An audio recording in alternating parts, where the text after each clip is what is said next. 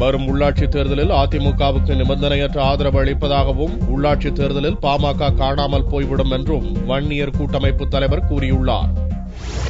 சேலத்தில் செய்தியாளர்களை சந்தித்த வன்னியர் கூட்டமைப்பு நிறுவன தலைவர் சி. என். ராமமூர்த்தி, நடந்து முடிந்த சட்டமன்ற தேர்தலில் அதிமுகவிற்கு முழு ஆதரவு அளித்தது போல் வரும் உள்ளாட்சித் தேர்தலிலும் அதிமுகவிற்கு நிபந்தனையற்ற ஆதரவு அளிக்க முடிவு செய்துள்ளதாக கூறினார். மேலும் பாமக கடந்த நாடாளுமன்ற தேர்தலிலும் தற்போது நடந்து முடிந்த சட்டமன்ற தேர்தலிலும் படுதோல்வி அடைந்துள்ள நிலையில் வரும் உள்ளாட்சித் தேர்தலில் இருக்குமிடம் தெரியாமல் காணாமல் போய்விடும் என்றும் அவர் கூறினார். ராமதாஸ் அவர்கள் அவருடைய மகனுக்காக, அன்புமணிக்காக கட்சி நடத்தி கொண்டிருக்கிறார். 7 இடங்களிலே எம்பிகளிலே போட்டியிட்டார்கள். பெரிய முட்டை வாங்கினார். அவர் மொட்டையடிக்கப்பட்டது அந்த கட்சி. அங்கு ஒன்றுமே இல்லை. இரண்டாவதாக 31 இடங்களிலே அவர்கள் 30 இடங்களிலே போட்டியிட்டார்கள். 3 இடம் என்று கொடுத்து பட்டை நாமம் சாத்தினார்கள். அது உங்களுக்கு தெரியும். இந்த உள்ளாட்சி மன்ற தேர்தலுக்கு பிறகு அவர்கள் இருக்கும் இடம் தெரியாமல் போவார்கள். ஏற்கனவே அவர் செல்லா காசாகிவிட்டவர்.